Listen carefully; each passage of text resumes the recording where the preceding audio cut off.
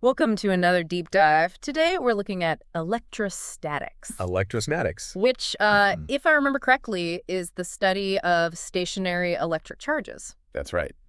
And I have to say, Hmm. you sent over some really fascinating stuff. Oh, good. I'm excited to dive into it. Yeah. So we're going to cover, the basic principles, how these charges, behave and interact even without touching. Yeah. And I think Mhm. maybe even uncover a few surprises along the way. Yeah. For example, did you know that there's a law Uh-huh. that perfectly describes the force between two tiny charges? That's Coulomb's law. Yeah, Coulomb's law. I was going to get to that. Or that static cling Yeah. is all about charge imbalance. That's right. So Let's dive in. dive in. Okay, so before we get ahead of ourselves, Right. can you give us a quick definition of electrostatics? Yeah. Because, I feel it's one of those terms that everybody's heard of, but they might not fully understand. Yeah, it's essentially the study of electric charges at rest, as opposed to electric currents where charges are constantly moving. Okay. It's all about how those charges interact Yeah. and the forces they exert on each other. Okay, and I'm seeing in the material that you've sent Right. some visuals of positive and negative charges Yes. attracting and repelling each other. Uh-huh. It's kind of like magnets, right? Yeah, you're right. It's similar to magnets, but with charges instead of magnetic poles. Oh, okay. And what's interesting is that this force between charges, known as the electrostatic force, is actually a fundamental force of nature, Whoa. just like gravity. Okay. Yeah, it's what holds atoms and molecules together. So this invisible force is working its magic all around us all the time. It is. Okay, so we have these charges, positive and negative. They exert this electrostatic force on each other. Yeah. But what exactly is electric charge? Well, we can't see or touch electric charge itself, but we can observe its effects. So think about rubbing a balloon on your hair. Okay. You can't see the charge transferring, but you see your hair scanned on end because of it. Right. Everything around us is made up of atoms, which contain both positive and negative charges. Okay. When these charges are balanced, the object is neutral. Okay. But when there's an imbalance, say more negative charges than positive for a certain, the object becomes charged. So that's what's happening with static electricity. Exactly. It's all about that imbalance of charges. That's right. Like when you get a zap from touching a doorknob Exactly. after walking on carpet. And the interesting thing is that this charge is never created or destroyed. Uh-huh. It's just transferred from one object to another. Okay. That's a fundamental law of physics called the charge conservation principle. So these electrons are just constantly on the move, Moving around. jumping from one thing to another, Right. but the total charge always stays the same? Yes. That's pretty wild. It is a fundamental principle. But hold on, the material also mentions conductors and insulators. Right. Can you explain what those are and how they fit into all of this? Sure. Conductors like copper wire allow electricity to flow freely through them, Okay. while insulators like rubber resist the flow of electricity. Okay. It all comes down to how easily electrons can move within the material. Mm-hmm. In conductors, electrons are loosely bound and can move easily, while in insulators, electrons are tightly bound and don't move as freely. Okay. So conductors are like superhighways for electrons, That's a good way to put it. and insulators are more like roadblocks. Yeah. But why does this matter in the context of electrostatics, Right. where charges aren't flowing? Well, it's important because even in electrostatics, where we're dealing with stationary charges, conductors and insulators play a role in how those charges distribute themselves. Okay. For example, if you charge a conductor, the excess charge will distribute itself evenly over the surface. Okay. But if you charge an insulator, the charge will stay localized to the area where it was applied. Okay, so even though the charges aren't flowing in a current, Right. they're still influenced by whether they're in a conductor or an insulator. Exactly. Okay, this is starting to click. Yeah. But how do we actually measure and quantify the forces between these charges? Right. Because I'm seeing something called Coulomb's law Yeah. mentioned a few times. Coulomb's law is a key equation that helps us understand and predict the force between two-point charges. Okay. Essentially, it tells us that the force between two charges is proportional to the product of their magnitudes. So bigger charges Mhm. mean a stronger force. That's right. Makes sense. But there's another important factor, distance. Okay. The force is also inversely proportional to the square of the distance between them. Wait, so if I double the distance between two charges, Yes. the force between them is... It's weakened by a factor of 4. Wow. Yeah. Distance plays a crucial role in the strength of the electrostatic force. Okay. And to tie it all together, there's a constant in the equation called Coulomb's constant, which ensures we're working with the correct units and scaling. Coulomb's constant. Got it. Right. So Coulomb's law essentially gives us a roadmap Yeah, it gives us a way to calculate that force. to understanding how these charges interact with each other. Exactly. But what about electric fields? Right. They sound kind of mysterious and hard to grasp. Yeah, well, electric fields are basically invisible regions around a charge Mm. where a force would be exerted on another charge if it were present. Okay, so it's like each charge has its own personal force field extending outwards. That's a good way to think about it. So these electric fields determine how charges will interact even before they actually come into contact. Precisely. Wow. And to understand these fields, we need to consider two important aspects: magnitude and direction. Okay. The magnitude tells us the strength of the field, Okay. while the direction indicates the direction of the force a positive test charge would experience within that field. Now hold on. Yeah. A test charge. Yes. What's that? It's a theoretical concept we use to help us understand and visualize electric fields. Okay. Imagine a tiny positive charge placed within an electric field. Uh-huh.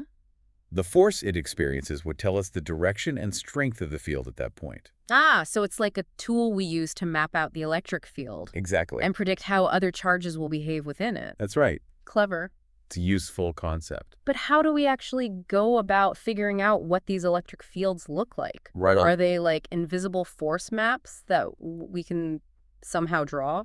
We can use Coulomb's law and the concept of a test charge to calculate the strength and direction of the electric field at any given point. Okay. It's a bit like using a compass to navigate, but instead of magnetic fields, we're navigating electric fields. Okay, this is starting to make sense. Good. So we have charges, they exert forces on each other according to Coulomb's law, Yes. and they create these invisible electric fields that influence how other charges behave. It's like a whole hidden world of interactions going on all around us. That's a great way to put it. But I have to admit, I'm still a little fuzzy on how this concept of a test charge Okay. helps us actually visualize the electric field. Right. I'm still trying to wrap my head around how we actually use this concept of a test charge to visualize an electric field. Okay. It's invisible, right? Right. So how can we actually see it? Well, you're right. Electric fields are invisible to the naked eye, Okay. but we can represent them visually using something called electric field lines.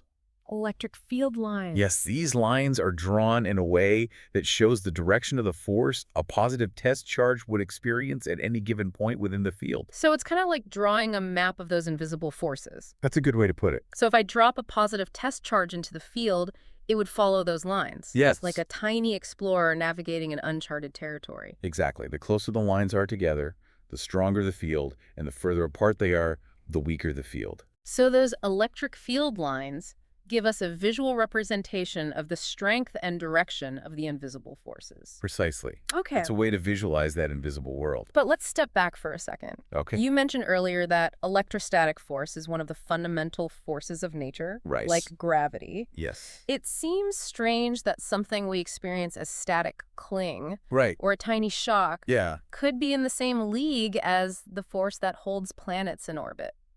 It's true that the effects of electromagnetism, of which electrostatics is a part, seem very different from gravity on the macroscopic scale. Okay. But at the atomic and subatomic levels, they're both incredibly important. Okay. In fact, electrostatic forces are much stronger than gravitational forces at those scales. Really? Yeah, it's the electrostatic force that holds electrons in orbit around the nucleus of an atom, for example. So it's like a microscopic tug of war going on inside every atom. That's a good analogy. And electromagnetism is winning. Yes, in a sense. That's amazing. It's really quite remarkable. But how does all of this relate to the real world? Right. I mean, we've talked a lot about these basic principles, but I'm curious to know how they actually manifest in everyday life. Well, one obvious example is lightning. Lightning. Yeah. Have you ever thought about what causes those dramatic flashes of light during a thunderstorm? No, not really. Well, it's essentially a massive discharge of static electricity. Okay. A sudden flow of charge between areas of high charge imbalance, often between clouds or between a cloud and the ground. So that's all thanks to the principles we've been talking about. The Exactly. Yeah. same forces that cause a balloon to stick to my hair can also create those awe-inspiring displays of natural power. It's true. Those same fundamental principles are at play. And it's not just lightning. Right. Electrostatic forces play a crucial role in a wide range of phenomena, They do. from the functioning of everyday electronics Yes. to advanced technologies like touchscreens and photocopiers. That's right. Electrostatic forces are everywhere. Okay, so we've gone from static cling to lightning to photocopiers. Quite a range. Can you give us a specific example of how these principles are applied in technology? Sure. Let's consider photocopiers. Photocopiers. Yeah. They rely on the principle of static electricity to attract toner particles to the areas on a page that need to be copied. Okay. Essentially, a drum inside the copier is given a static charge, and then an image of the document is projected onto it. Uh-huh. The areas of the drum exposed to light lose their charge,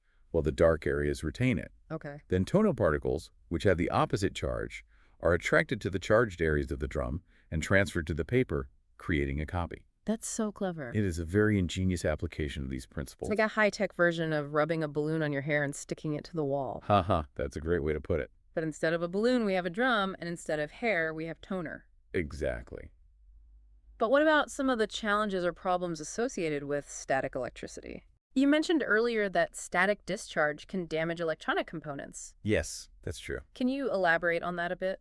Certainly in many industries, especially electronics, manufacturing static electricity can be a real nuisance and even a threat. Okay. A sudden discharge of static electricity, often known as an electrostatic discharge or ESD, can damage sensitive electronic components like microchips and circuit boards. Okay.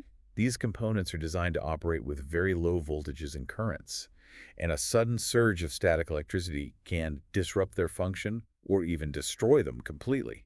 So those tiny zaps we sometimes feel can be catastrophic on the microscopic scale of electronic circuitry. Exactly. I guess that's why you see those warnings about static electricity in places where electronics are handled. Right, those warnings are there for a reason. So understanding electrostatics isn't just about scientific curiosity. No, not at all. It has real-world implications for protecting valuable technology. Absolutely.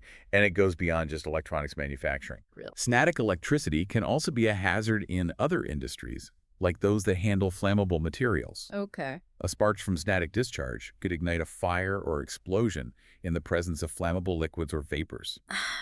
So those seemingly harmless sparks we experience from time to time can have some serious consequences in certain environments. You can. I'm definitely starting to appreciate the power and importance of understanding these concepts. It's all about recognizing the potential risks and taking appropriate precautions. Okay. But electrostatics isn't all about risks and hazards. Mm-hmm. It also has some fascinating and beneficial applications in fields like air purification and medical technology. Really, tell me more about that. For example, electrostatic precipitators are used in power plants and factories to remove pollutants from exhaust gases. Wow. They use high-voltage electric fields to charge the particles in the gas, which are then attracted to collector plates with the opposite charge, effectively removing them from the exhaust stream. So those invisible forces we've been talking about are actually helping to clean up our air. That's right. They play a crucial role in many environmental technologies. Amazing. And in the medical field? Yes. What are they doing there? Electrostatic forces are being used to develop new drug delivery systems and even to manipulate cells and tissues at the microscopic level. It seems like the possibilities are endless. It's a rapidly evolving field with a lot of exciting potential. But before we get too carried away with the practical side of things, Right. I want to circle back to something you mentioned earlier, Okay. the concept of induction. Yes. You said that even neutral objects can be affected by nearby charged objects. That's right. Can you explain that a bit more? Certainly, induction is a fascinating phenomenon that demonstrates the subtle but powerful influence of electric fields. Okay. Imagine a neutral conductor like a metal sphere brought near a positively charged object. Okay.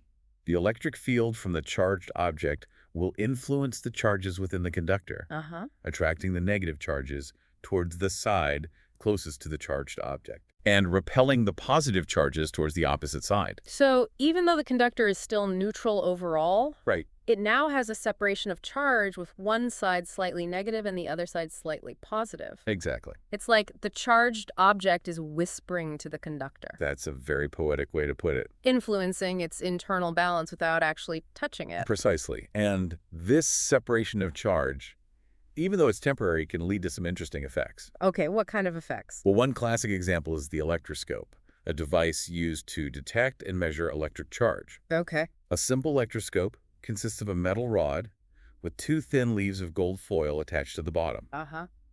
When a charged object is brought near the top of the rod, it induces a separation of charge in the rod and the gold leaves. Okay. Because the leaves now have the same charge, they repel each other and spread apart, indicating the presence of the charged object.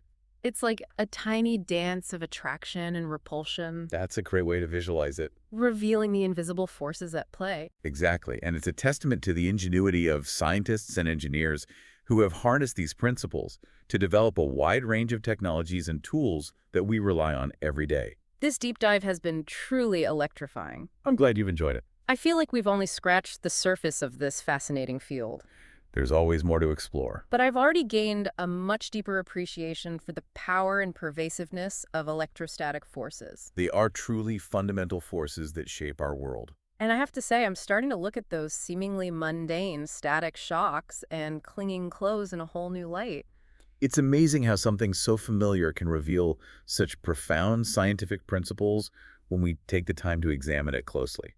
You know, I've been thinking about the concept of conductors and insulators. Right. You explained earlier how conductors allow electricity to flow freely, Yeah. while insulators resist that flow. Uh-huh. But how does that actually work at the atomic level? Okay. What makes one material a good conductor and another a good insulator? It all comes down to the structure of the atoms and how tightly they hold on to their electrons. Okay. So in a conductor like copper, the outermost electrons are loosely bound and can easily move from one atom to another. Uh-huh. It's like they're in a constant state of sharing, creating a sea of free electrons that can carry an electric current. So it's like those electrons are constantly mingling and moving about, Yeah. like party goers at a crowded gathering. That's a good analogy. But in an insulator like rubber, Right. the electrons are much more tightly bound to their atoms. They are. So they're not as free to roam around, Right. making it difficult for an electric current to flow. Exactly. So in an insulator, the electrons are more like homebodies, staying put and keeping to themselves. I like that analogy. And this difference in electron mobility is what gives conductors and insulators their unique properties. It is. Conductors are great for carrying electrical signals, Yes. which is why we use them for wiring in our homes and electronic devices. Insulators, on the other hand, are great for preventing those signals from going where we don't want them to go, That's right. which is why we use them for insulation around wires Yeah. and in other applications where we need to control the flow of electricity. Precisely. So it's not just about whether electricity can flow or not, it's about controlling that flow and using it to our advantage. Exactly. But thinking back to Coulomb's law, which describes the force between charges, Right. I'm wondering how that plays out in something like an electric circuit. Okay. It seems like a jumble of wires and components, It can seem that way. but I'm guessing there's a lot of precise control happening at the microscopic level. You're absolutely right. Coulomb's law is at work in every electric circuit, governing the interactions between the countless charges flowing through those wires and components. Okay. By understanding this, law engineers can design circuits that precisely control the flow of electricity, creating everything from simple light switches to complex microprocessors. So it's like those engineers are choreographing an intricate dance of electrons, In a sense, yes. using Coulomb's law as their guide. They're using their knowledge of these fundamental principles to design and build amazing things. That's pretty incredible, but I'm also curious about the limitations of our understanding of electrostatics. Okay. Are there still unanswered questions or mysteries that scientists are trying to solve? Oh, absolutely. Science is a never-ending journey of discovery. And even in a field as well established as electrostatics, there are always new frontiers to explore. Like what? Well, one area of active research is in the realm of nanotechnology, where scientists are working to manipulate matter at the atomic and molecular levels. Okay. Understanding and controlling electrostatic forces at such tiny scales is crucial for developing new materials and devices with incredible properties. So those tiny charges we've been talking about could hold the key to unlocking a whole new world of technological advancements. They very well could. That's pretty exciting. It's a very exciting time to be working in this field. This whole deep dive has been an incredible journey of discovery for me. I feel like I've gained a whole new appreciation for the invisible forces that shape our world. I'm glad to hear that. And for our listeners who are just as intrigued by this topic as I am, Yes. I want to leave you with a final thought-provoking question to ponder. Okay. We've talked about how opposite charges attract and charges repel, Right. but thinking about Coulomb's law and the impact of distance, Mm-hmm. how do you think the structure of an atom Oh, with its positively charged nucleus and negatively charged electrons contributes to its stability? that's a great question. And how does this understanding of atomic structure help us explain the vast diversity of elements and the unique properties of each one? It's all interconnected. It's a question that will lead you down a path of even deeper exploration, and I encourage you to embrace that journey of discovery. I agree, it's a fascinating journey. Well, on that note, we'll wrap up this deep dive into the captivating world of electrostatics. It's been a pleasure. We hope you've enjoyed the journey and come away with a newfound appreciation for the invisible forces at play all around us. Thanks for having me. And remember, the next time you experience a static shock or witness a lightning storm, take a moment to marvel at the intricate dance of charges and fields that create those electrifying phenomena.